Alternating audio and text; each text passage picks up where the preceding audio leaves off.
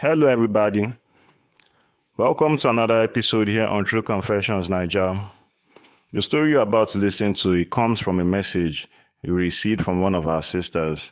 And the message, it reads like this. Good morning, Uncle Ori. Today, I have a story to share. And this one, is not just emotional. It's painful, heartbreaking, and full of lessons. Please, listen carefully. My name is not important. What matters is the truth I am about to confess. I am a 35-year-old woman, and for the most of my life, I have been fighting battles inside my own heart, inside my own home, and inside the so-called Church of God. Let me take you back to the very beginning.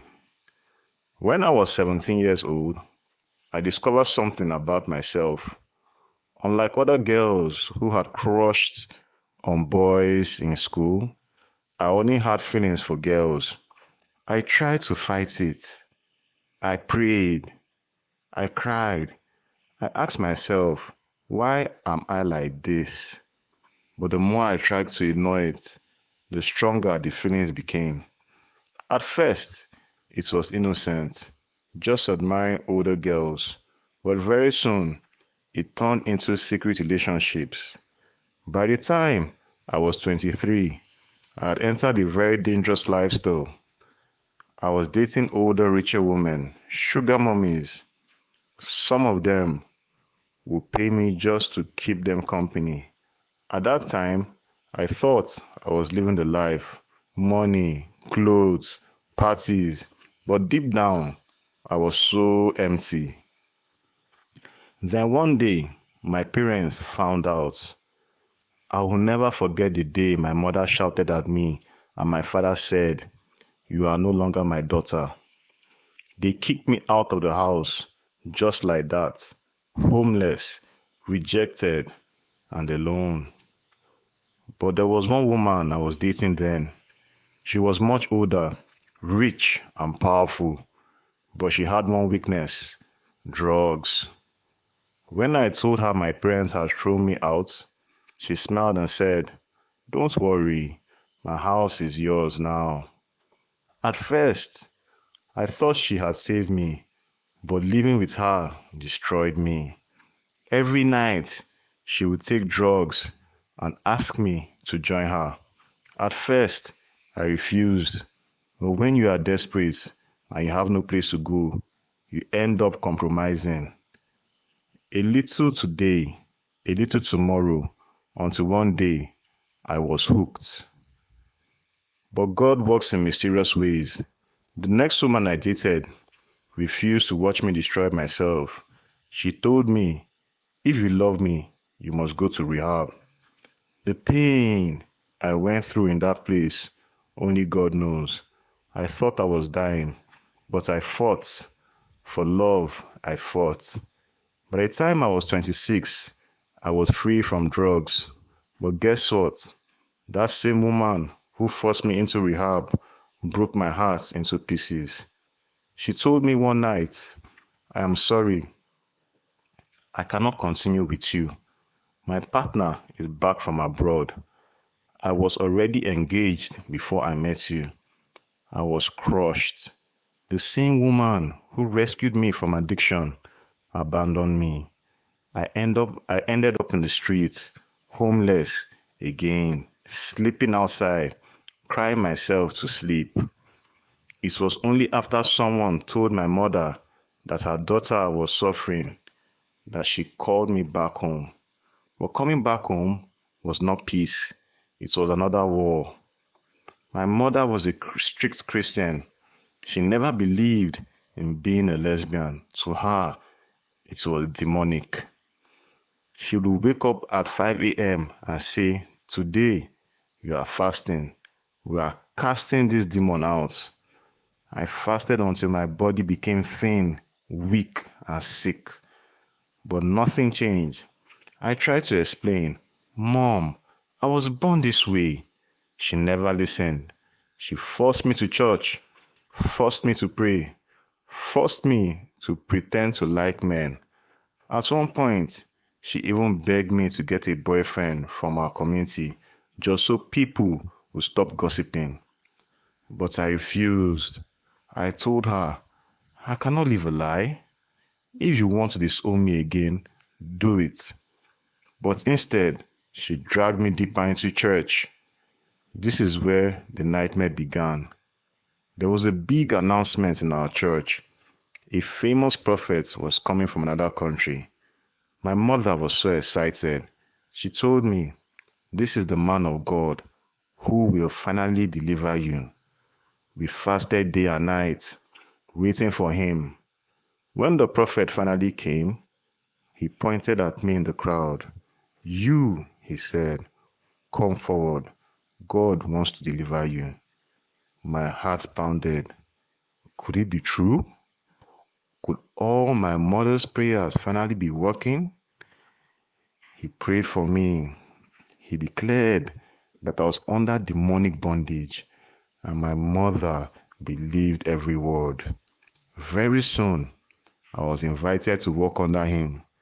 At first, it felt like an honor.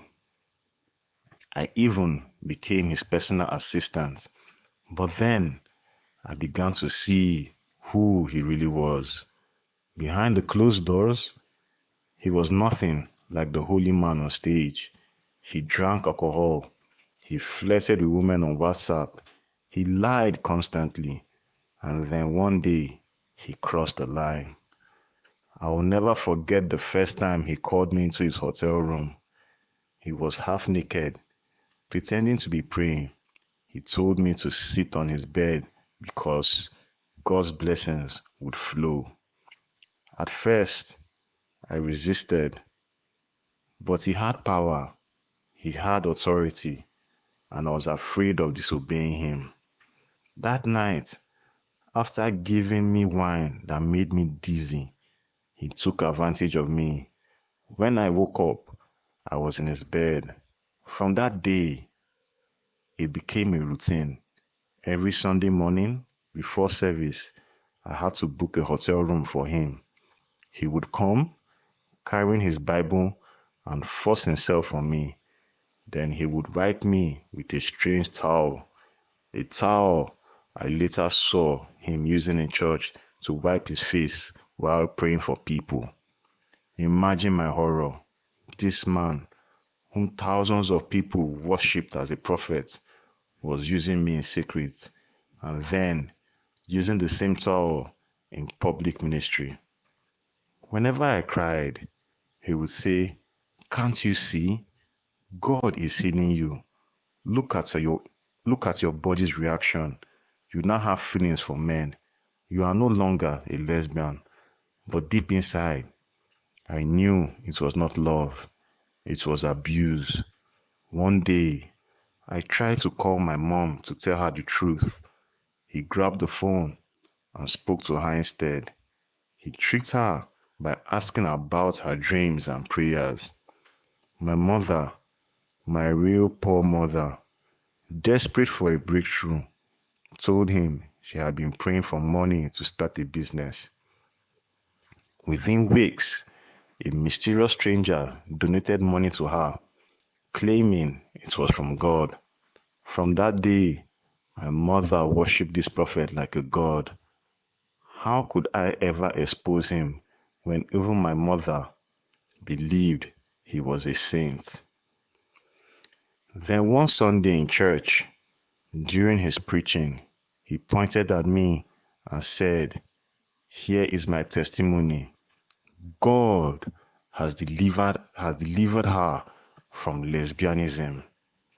The whole church clapped, shouted, and rejoiced. I felt like dying. Everyone believed I was free, but inside, I was broken, used, and trapped in silence. They even took me to a tent for more deliverance. People prayed, cried, shouted over me, but nobody knew the truth. And the prophet, he smiled, waved, and promised to sponsor me with money. My mother's faith in him grew stronger. she would never believe me if I told her the truth. Today, I am 35.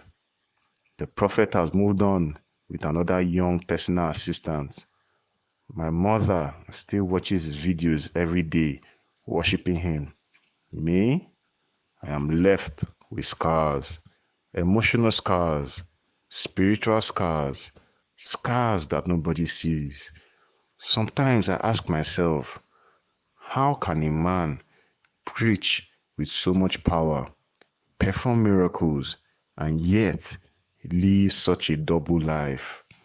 But then I remind myself, wolves in sheep's clothing are real. And that is why I'm sharing this, not for pity, but as a warning.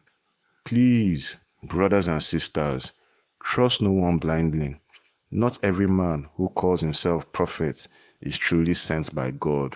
Some are wolves, some are abusers, some are worse than demons.